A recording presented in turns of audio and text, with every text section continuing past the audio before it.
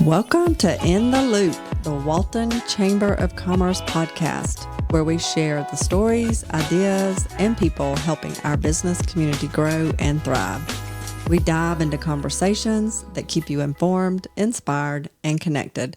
Let's jump in for today's episode. Welcome back to In the Loop with the Walton County Chamber of Commerce. I'm Teri Smiley, president of the Chamber. And in our last episode, we talked about networking and building genuine relationships. So today we're tackling a question I actually hear all the time. What do I say when someone asks me what I do?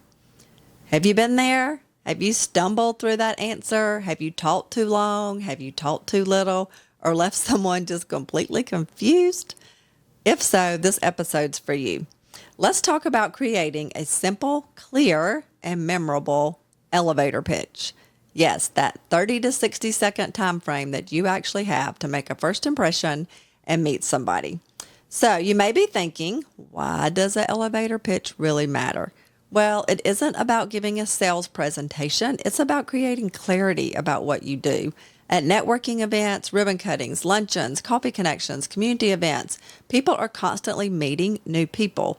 If they don't understand what you do, they cannot refer you. So you need to get your pitch together. Referrals often start with that clarity. Now, I have seen a lot of networking over the years, and I've thought about one of the biggest mistakes that I've seen. But before I tell you what that is, let's pause for a word from our sponsor this month. This month's podcast is sponsored by Northside Hospital Cancer Institute.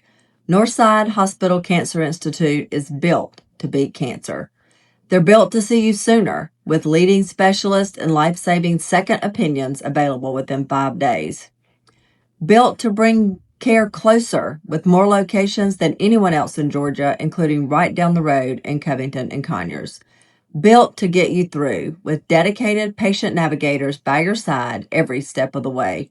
Northside Hospital Cancer Institute, built to beat cancer. Learn more at northside.com/cancer.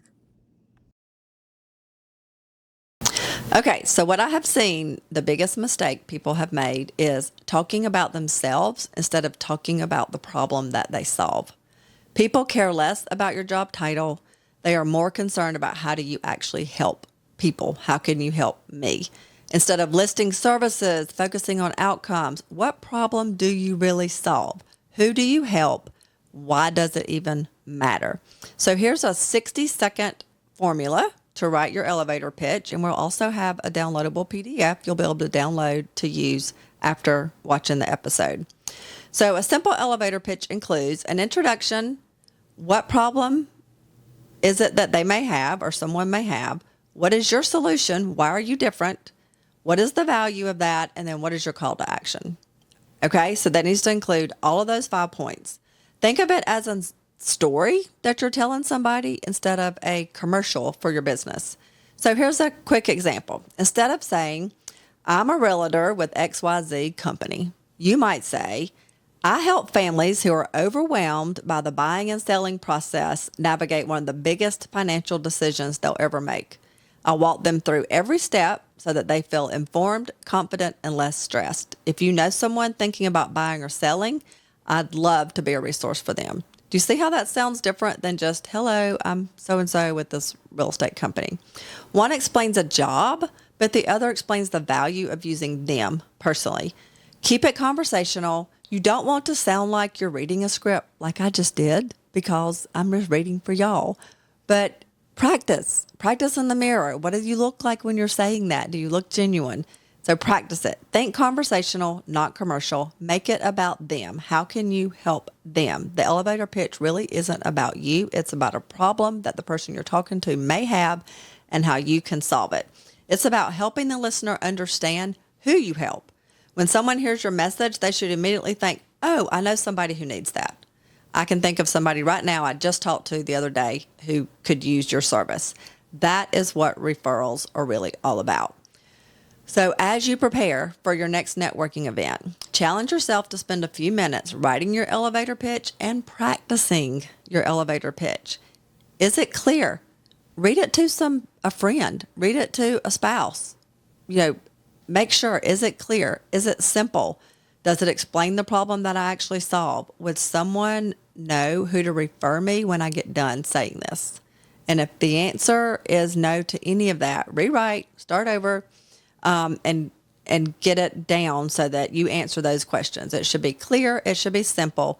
It should tell what problem you solve, and it should be very clear about what a referral looks like for you. So remember, people cannot connect others to your business if they have no clue what you really do.